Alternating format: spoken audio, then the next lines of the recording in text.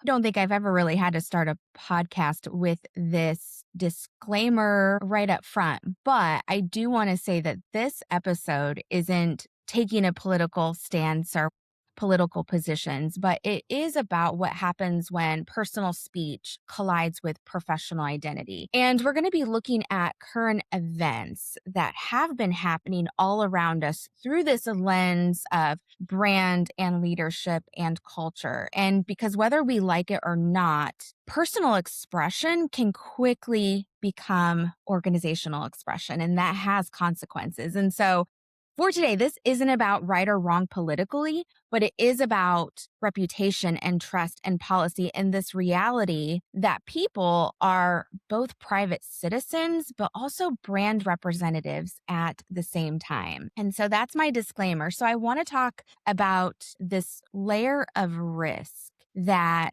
I think is going to set the tone for the things that we're going to be talking about, because every one of these situations creates some sort of exposure on multiple levels. And so I've written these down just so I don't leave anything out, but here's the types of risks that we all have to be thinking about. So there's this reputational risk. So there's this loss of trust among students and customers and donors and employees.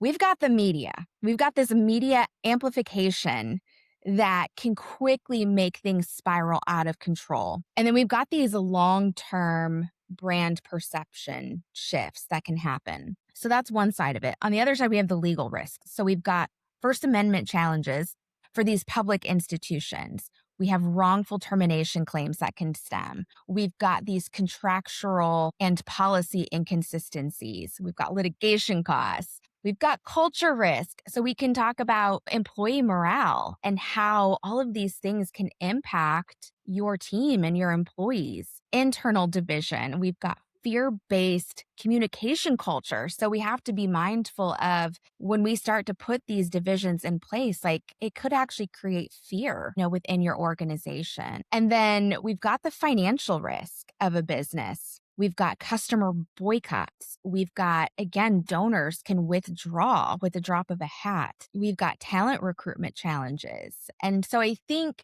with all that being said, every single public reaction is a risk trade-off. And if you act, you risk backlash. But if you don't act, you risk that backlash. And I think this frames some of the things that are going to follow as being probably more strategic rather than partisan. So with that being said, we're going to dive into one of the first areas that I want to talk about. And this is, I think, setting the stage for a lot of what's to come. But this is going to be the social media side of things.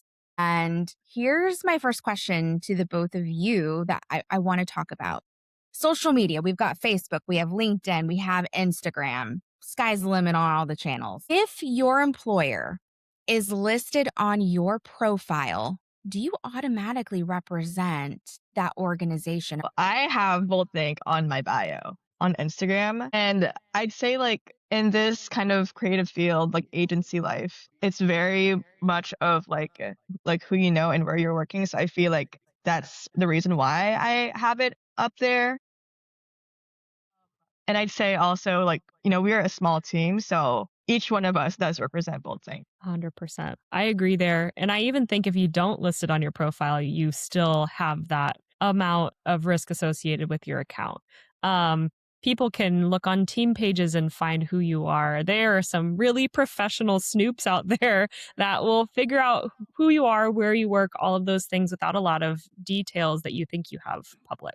So I would agree. I think you probably are a representative of your company. And especially as Francis said, we're a part of such a small team that we absolutely represent Voltthink. But even as you get into larger companies, it's going to be really hard for people not to associate where you work with who you are.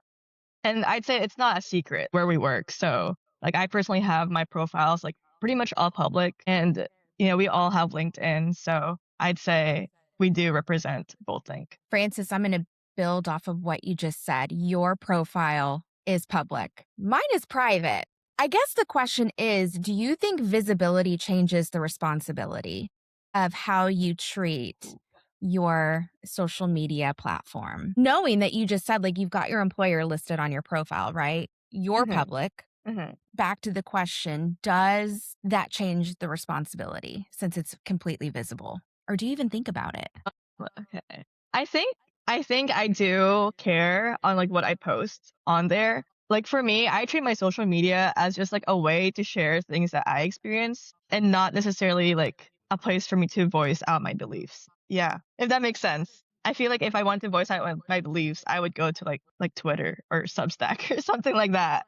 But not necessarily like Instagram or LinkedIn and Facebook, unless it like personally affects me. I think that would be like the only way. Yeah. And there's a story that we're going to reference today, but there was an employee that got fired from Ball State within the past few months that shared something on her private feed, and it was screenshotted and taken to a public feed and shared widespread. So I think it comes back to the thing that my parents taught me, that there is never anything that you put on the internet that you can get back again. If you're putting something out there, it is going to be completely visible in some way, shape, or form for the rest of time. So you really have to consider if private really is private when you're posting. I'm going to give my own personal example with my social media accounts. They are all private, but that to me doesn't change the risk. And knowing that just because I have it set to private, it's not a risk management strategy like whatsoever. And so let's get into this whole illusion of privacy. Do people actually understand that screenshots completely erase any privacy setting that you have? Absolutely. And, you know, we've seen this even in platforms are understanding this in their user experience. There was a time where you could screenshot Snapchat and it wouldn't give the other person a notification. So you could be very sneaky about it. You could screenshot things without the other person's knowledge. And I almost wonder if that privacy piece came into play.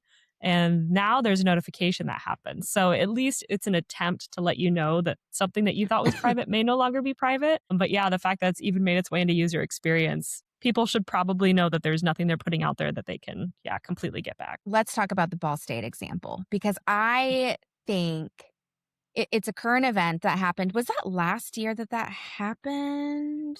I can't remember. Yeah. So this comes from my alma mater, Ball State. There was a faculty member who was in a like divisional leadership position. She shared a post that she wrote on Facebook, I believe, and it talked about the Charlie Kirk assassination. And it gave her own beliefs, and she shared it to what she thought was a private group, and that was screenshot and taken public.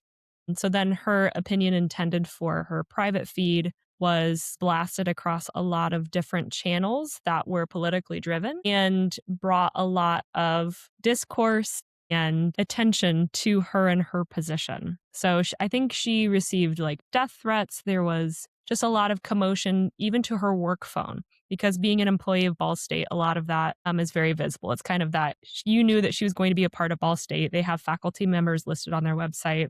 You even have opportunities to contact these faculty members through different pieces that Ball State chooses to display.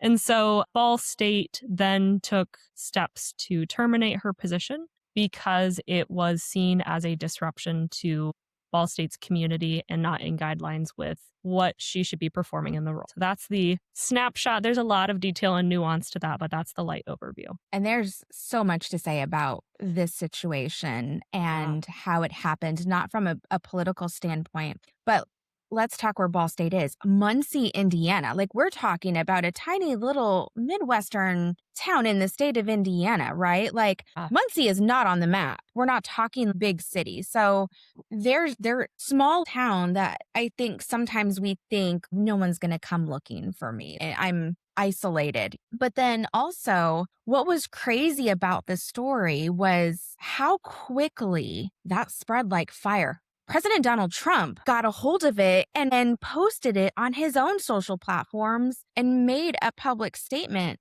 to Ball State and put him on notice. So like we have this faculty member, her profile was private, but it didn't matter. To me, it's wild how something like this took off. But here's my question, like based on the risk that was both to Ball State for not doing anything, but then also to the faculty member who was, using her own private social media platform to express her opinion. I guess I have questions around that. Like one, should organizations, and do they, because I don't know if I've ever heard of it, but should they proactively educate employees about the way they should be using their platforms? I don't know. Like, I feel like it's such a fine line. We've got First Amendment rights, but Mm-hmm. I don't know. Like, it's such a big question. There's no answer here at all, but I am curious to hear thoughts around that. I feel like the internet, it's always changing. And I think this is kind of like, the past 2, 3 terms is like really the first time we've seen the internet be used in like a political way. So I do think there should be guidelines for that. And beyond just like politics, there's so many things that the internet, like, there's no rules against. It's kind of like the Wild West out here. Absolutely. Yeah, legally, there's a lot of gray area there. I mean, when you think about a lot of precedents being set by court cases that take 5 years to get to anywhere or have to go through multiple courts, we're decades behind in legislating anything to do with the internet and social media. And I'd say like, a lot of people, like, they're looking for safe spaces. And I'd say like, especially like here, like in the Midwest, like community isn't like as big as somewhere like New York or like Chicago, like where you have like these super big cities. We, like a tiny town in Muncie, like she was probably looking for a community where she can voice out her opinion. And the bad thing about the internet is there's proof everywhere. It's basically like writing a book and like publishing it, and someone took that and then showed everybody. With more instantaneous post times, less time to digest and think about what you want to say, and then unintended consequences of who will take it and run with it. The speed at which information travels on social media is really difficult to manage for everybody, even us as a brand. It's really interesting to look at things that went viral and say, why did that happen? But yeah, that internet speed and even how people are informed of it and where it goes from here, those rules haven't been built yet. So back to your question, Teresa, I would probably say that this is a new territory, just like Frances said, the Wild West for everybody. And starting to have those internal policies in place to guide people rather than kind of bind them by rules may just make everything a lot more clear without having those unsaid pieces that everybody has different ideas on. So giving guidelines as to what you post and how you post without regulating people, but then also letting people know the risks. I am sure the person at Ball State did not expect this post to go nationwide, but that is always a risk with something that you are posting or associating with yourself. So just making that clear and knowing the risks associated with posting things can help not only companies, but cultures feel more safe when they're interacting with spaces like social media. I kind of have like a wild card thing, but okay. So we're talking about like being careful with social media, right? But when we're thinking about like the president, he's not very careful with social media. So I think there's kind of like a caveat, like, okay, like why would I do this if the person in charge doesn't really think about his brand? Or We can does cut that out. he? Well, we can cut No, this out, but it's I have a good. hot take. Aaron, give us your hot take on that. Yeah, I think the people that follow him approve of the use of his social media and what he says. So when we look at creating brand presence, him speaking loudly and publicly is something that his audience accepts and appreciates him for. So that is a very good brand audience alignment where they both have the same goals and communicate in the same way. So I don't know that I would copy and paste that for a lot of other brands without considering audience and goals in the same breath. I think, too, you have to look at this risk of termination. Like, he's not going anywhere. He can say whatever he wants on his platform, and he knows exactly what he is doing. Like you said, he knows his brand. He knows his followers. He knows his audience, and he knows that there's very little that he could say that's going to have any sort of consequence for him, because we've seen it all over the board with him. Like, we've seen the good, we've seen the bad, we've seen the ugly. And I think very little has had an impact on his behavior as he's speaking. But if we think about it from, let's take a CEO who is a representative of a company. At what point does leadership play a role into representing the organization? The thing is, though, I think with a CEO, and you're talking thousands upon thousands of employees, a CEO is easily replaceable. You're not protected if you're a CEO because your shareholders technically are owners of the company, not the CEO. They're making decisions and changing things, but they can be replaced. The board can say, you're out or you need to step down and resign. They can't say that to the president of the United States. And so I think there is, Francis, to kind of like go back to what you were saying, it is a wild card. But I think you can look at it from the president, like his risk is so low. He's not being removed from office until his term is done. He knows his audience because his audience thrives on that. But then you have like the CEO of a corporation, their audience and their employees are going to be so blended and so differing perspectives. I don't think there's a fair representation. And I think a lot of businesses know that. Teresa, you were speaking about how CEOs and leadership are easily replaceable. And I wanted to pivot and also talk about how visible they are and how much company brand is placed in their trust and what they do. But it's really interesting that your role in the company does seem to influence what people think of the company. And in leadership positions, we've seen that people assume this identity of the same brand. So not only are you your own person and a leader, but that leadership allows you to become almost a mouthpiece for the brand, and your actions and values are weighed against what the brand is perceived as. Brix Ice Cream recently had a co-founder repost and share information that was politically charged, specifically to current things that are happening relating to ICE, relating to January 6th. And they are in this area of Indianapolis. Brix Ice Cream is on the Monon in Broad Ripple. And so the community caught wind of this activity, and Brix Ice Cream as a company is now facing a lot of backlash. All over Reddit, their Instagram, on Facebook, there are a lot of people saying, I will never go back here because of this co-founder's post. So that is kind of the gist of that situation, that they are facing a lot of backlash for this one person's post. I have so many thoughts and things to say about this. And I think some of them came from the comments that I was reading on both Facebook and Reddit. But I think this is really important for small business owners. No matter what, when you are a small company, you are the face of the brand and you are never off duty because you don't have enough people in your organization to where the reflection changes. I think when you're a small business, like you kind of create that culture and those values, right? And so I think that's probably my first hot take on this is this stems from a comment that they had put out on, I think it was Facebook, but here's what they said in response to one of their co-owners posting these things on social media. So this is coming from this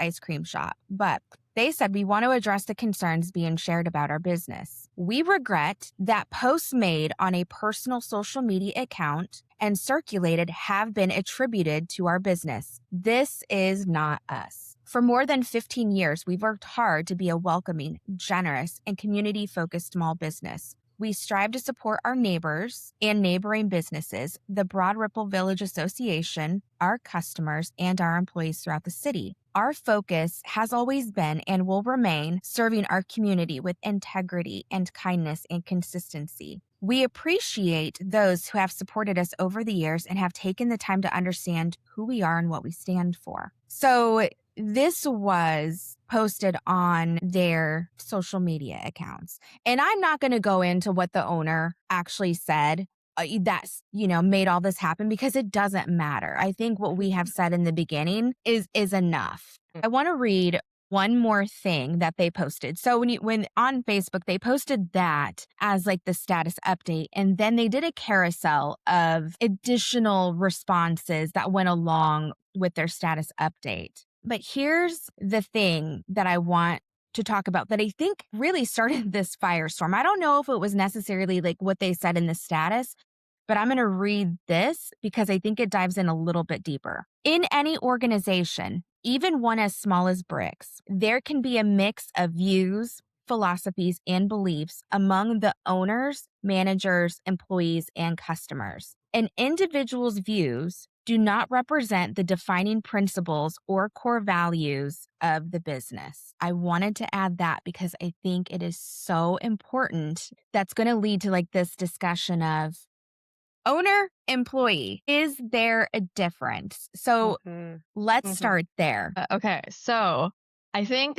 bricks, like the workers, example, it doesn't have to be bricks, but just in general, the workers, I think, represent the group, right? But at the end of the day, the person who's getting the most money is the owner. And I think that's why it makes a difference on who you're supporting, because even if they do all these nice things, if the owner, the person who is the direct representation of the business, if they make a mistake, they're the ones I think who have to face the consequences. If the worker like says something, they get fired. I think it'd be easier for them to like go somewhere else. Does that make sense? I think what you're saying is the owner carries the weight and the responsibility.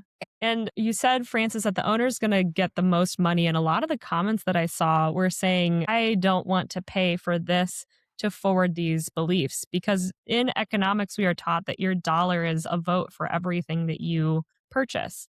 This is why we see boycotts. And this is why we see that boycotts are effective, especially in economics and company growth. We've seen people that have gotten kind of snuffed out because people are withholding their purchases and money. So on the flip side, you illustrated that perfectly, Francis, that money is being used to forward and fund beliefs and values. So the risk then does still fall back on the owner, but then the purchaser as well, to determine where their money goes and what values they want to align with.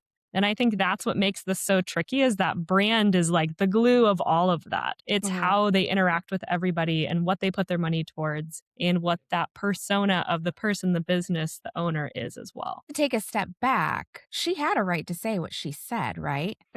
You know, we've got First Amendment rights. So she said what she said. She put it out there. What went wrong? What do you think made it spiral? Location. A lot of the comments referenced the small community base that Broad Ripple is based in, that everybody knows everybody. There is a lot of businesses that are founded by immigrants and people outside of the country. So when you think about the values that people have placed as living in Broad Ripple and interacting with Broad Ripple, that post felt like an outlier to that community and what they stood for. And I think too, so of course, they're all up in arms about this, and they're really trying to backpedal in some ways about what was said. And so we say she had every right to say what she said. You know, her beliefs are her beliefs, and no one is trying to take that away. But I think on the other side of it, the community has a right to react in the way that they react, right? This one of the comments that I'm looking at right now that someone had said is freedom of speech is not freedom from consequences. And I think that is so true, is we can say whatever we want to say. I don't think anyone is taking that away from anyone, but we have to think longer than what our fingers are typing on the keyboard, because that's going to be out there. And what you say, you can't take back. And I think you hit it on the head. Erin, do you think that if this was another business in another area that wasn't like this, we all know Broad Ripple, right? Like, do you think that could have made a difference? I think it probably wouldn't have gone as far into the inflamed rhetoric as it is with Broad Ripple. I think a lot of people would have disregarded it or supported it, quite honestly. So it is interesting that it was such a misalignment of values to what the community stood for and what was posted, that there was this charge around it and this just opposition where people hit head on after it. So looking at one of these other comments, and I think this is going to get into my next question, but someone had commented that people are allowed to have their own point of view without being persecuted or put out of business for it. They go on to say that those of us who are mentally mature enough to accept people are allowed to have whatever views they want because that's life. But I get the whole, I get what they're trying to say is people can have their views without being persecuted. They should, right? But I think, again, like, this is the whole point isn't about what she can and can't say. I think what it is she is a representative of the business that she has created because she is a small business. There's not enough layers of removal, for her. Like, she can't just get fired for what she said. This isn't a CEO where, shareholders and boards can replace and force people to step down. This isn't the president of the United States, who nothing is going to happen for what he says. This is a small business who is literally the business. And so my question is, what do business owners need to think about when there isn't those layers of separation? There's not enough insulation to remove and insulate what they've said from the operations of the business. I'm going to take this one because I love the idea of insulation.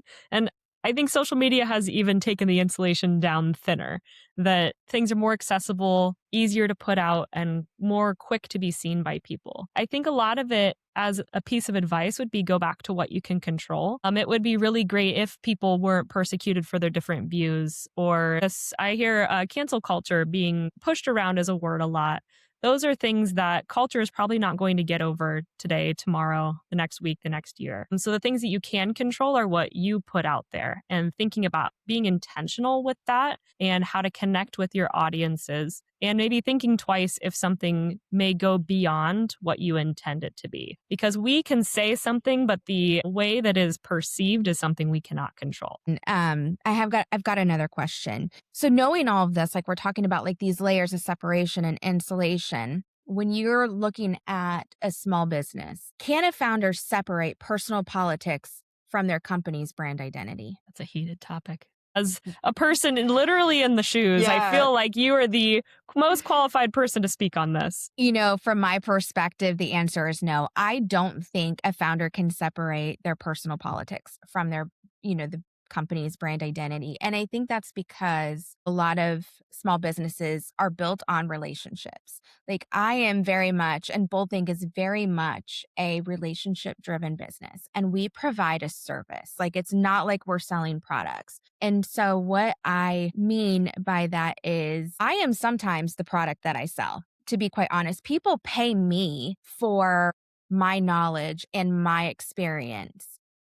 That is the business transaction. And so that means I probably represent so many different viewpoints because of just these relationships that I have with clients and their businesses. So I am the product. Just like, I would say, Francis and Aaron, you guys are sometimes the product. Yes, you are doing a design, and you are doing projects. But I would also say, like, they're paying for you to perform a service. And so you are representing, I would have to say, Boldthink's brand, whether we want to say we are or not. So that is my response to that. Now, I want to flip it and go to, let's say you are the CEO of an organization that employs 50,000 people. I think there's enough insulation there to where I feel like they probably have a little more ways to separate, just because, again, I don't think a CEO can speak for 50,000 people. I really don't, unless you're in politics. That's a whole different story, right? Like, which side, you're going on with politics. Like, so you kind of can. But I think when we start a business, we have to know, especially as we're growing, we are the brand. And it goes back to something we talked about a long time ago with humanized brands from the book Sapiens. I think I quoted that your brand used to be a person-based thing. There were family brands, and the person who ran it took on all liability of that brand. And that's why LLCs were created, to separate insurance and liabilities from that person so they could continue to work and live even if something happened reputationally to their company. But that connection to brand and reputation has never gone away. And I think that's exactly what you hit the nail on the head with, Teresa, there, where there can be separation, but there's never a true distinct difference. You're always going to have that risk in those positions. And I think it's different for employees. I think employees are the ones that probably definitely have more insulation, whether it's a small business or a large organization. I think there's less weight tied to what an employee says versus what an owner says. But I have to go back to this Ball State example because this is just Mhm. something it bothers me a little bit. But one of the things that when this faculty member made her statements and Ball State terminated, they made some sort of comment, and I can't remember exactly what it was word for word, but it went back to it's not a representation of our values. And my first thought when I read that was, well, what are your values based on what she said? Like, so are you picking a side, Ball State, or are you just saying that out of fear? I think that was the thing that really bothered me. Like, does Ball State have politically charged values here? Like, I'm trying to understand what that was. And it goes back to what you just said about in a organization with 50,000 people, how can you speak for everyone and be representative of everyone when you try to choose sides or try to, be strong in that opinion? I went back to find the full quote, and it was that the administrator's post was inconsistent with the distinctive nature and trust of her leadership. And they did go on to talk about that it was a significant disruption on campus. I knew there was a thing where it said values. So I think that's interesting. I was looking for the exact quote, but I couldn't find it. I was just thinking like it could have been like in one of the hundreds of articles that were posted around comments. this. Yeah, but even so, like, okay, let's take the values out of it. Since I can't tie it back to a specific quote. I know I read it somewhere, but let's talk about disruption because that's interesting to me in the fact that in the last week, all of these students at high schools have been doing protests and walkouts, which is clearly disruptive of any type of environment. It doesn't matter. And it's a large, organized school walkout. It made news, so if anyone wants to go look, they can read about it. But my question is, this was on her Facebook profile page, made private. What made it the disruption? Was it her action that was the disruption? Because that's technically the only thing that she can say she did. Was it the media who made it a disruption because it put all of this attention onto the university, which to me, she couldn't control that because unless Ball State has clear contractual agreements in place that says what you can and cannot say on your time off campus, on your private social media pages, I'm trying to think of the question that I'm asking here because it's, can they really fire her for something that she didn't do? She didn't cause the media storm and the disruption. She made a post. Objectively, you could say that the person who posted the screenshot was the catalyst for the disruptor. But in the chain of events, if that person had never posted that post, they would never have to talk about it. And it wouldn't have gotten to this. So I think probably the liability would fall on the person who had originally posted it, which in fairness or a court of law, they'll have to decide what that is. There is a legal lawsuit going to talk about her rights as a worker and what she was terminated for. So I think it'll be really interesting to see how that plays out. We might have to have a round 2 when we get to that point to then talk about how Ball State deals with the ongoing news of all of this as a PR and brand lens we can get it. Thank you for being objective, first of all, because I think like I am one of those individuals who I want to see all of the sides and the facets that go into major organizational changes like this. And especially like when it's such a blend of First Amendment rights and politics and organizations. I want to make some comments about what can employers consider as they're moving forward, because I don't think it's a question of right or wrong. So how do we move forward for this and how do we learn from this? And so I think for me as an employer, I think I need to ask and look at like, are my social media policies clear? Do I even have social media policies that talk about what my employees can or can't do? Obviously, like this is not legal advice because you need to get a lawyer involved to make sure that you are not infringing on anybody's rights. I'm going to go back to Ball State University. If we are having these organizations and we are giving them the ability to terminate someone based on what they posted on social media, I want to know as a future employee, okay, well, what does that mean? What can or can't I say? People, no matter where they're at, they're feeling this. So are your social media policies clear? But more importantly, how are you consistently enforcing them? Because Yeah. I can promise you, whether you're a faculty member, student, whoever, you know things were said around that time, hateful or loving or whatever on both sides. So how are you going to monitor and enforce these policies that are in place? I don't think you can, but I think that's where you really need to sit down and talk with a legal representative and a lawyer around what are these clarity of expectations. Like if you're going to use social media, you are going to put me as your employer on your profile. We need to talk about what is deemed okay to post and not okay to post. And I think the third thing is, do employees understand what it means to represent your brand? Do they know? Or is it just I just got employed, I'm going to list this on my profile, boom, done. Like, do they even think beyond that? I would say, like, at least from my perspective, from what you said earlier, how you think that your values do align with who you are as a business owner. As an employee, when I'm looking at different companies, I look at like what you represent. And I think that's one of the things that drew me to Bold Think was, okay, like, it's woman led and it works with like a lot of nonprofits. So in the same way where uh, employers look at employees and their values, I think it's the same way whenever I look at companies. I want to look for a company that aligns with my personal values as well. Like I obviously don't want to work for a company that believes in XYZ that I don't believe in.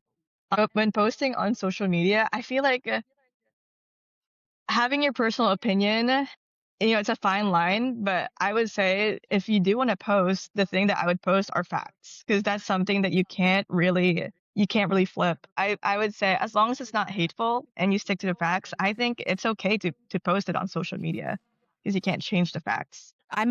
Francis, I'm going to build on what you have just said. So I think you're also talking about the employee side. And I think there's some considerations for an employee that, they need to do to protect themselves, right? They can't just lean on the employer to be the only one setting the tone, because I think there's a lot of things that employers can or can't say or control. So I think for employees, there's a few things that I would say needs to be considered. But like one, if your employer is publicly listed in your bio, whether that's LinkedIn or Facebook, we have to understand and employees have to understand that your speech and your message might be interpreted through some sort of lens that you may not have intended it to be interpreted through.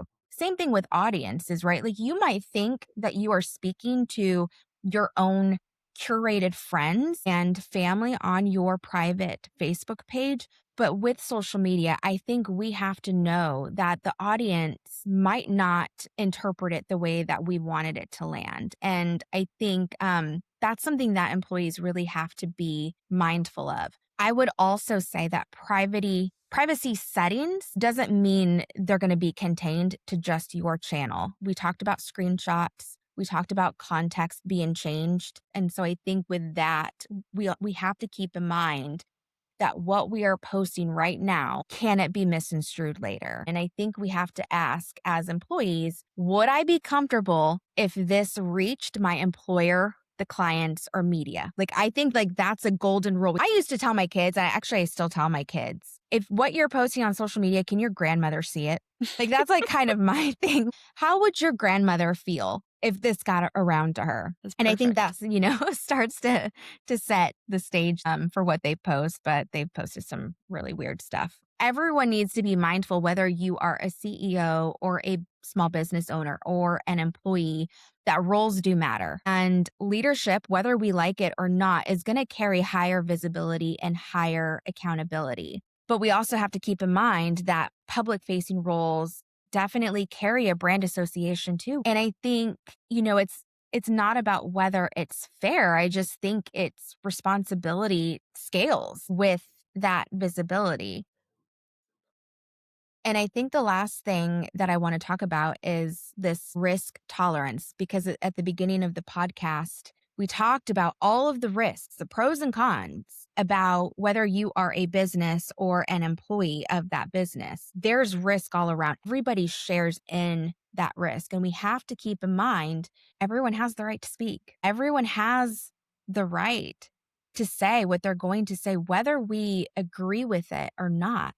But we also have to know that everyone shares and absorbs those consequences of that speech. Like, there is no less risk, whether we say it privately or publicly or in a work environment or sitting at a bar with our friends. And so I think the question for everybody is going to be, what's your risk tolerance for what you are about to say? Are you willing to lose your job? Are you willing to lose clients?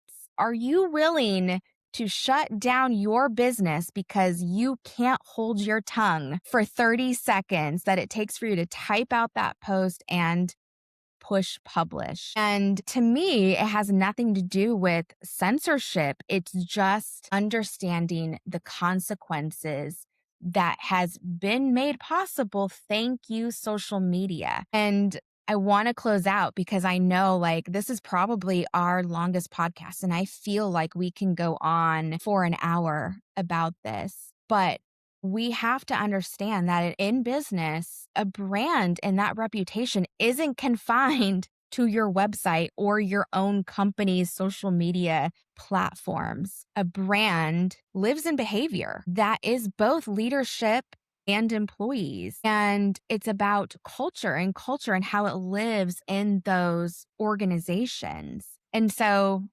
again, I just want to close this out by saying that we're in an era where I think personal expression and professional identity are going to be forever intertwined. Like, there's no separating them.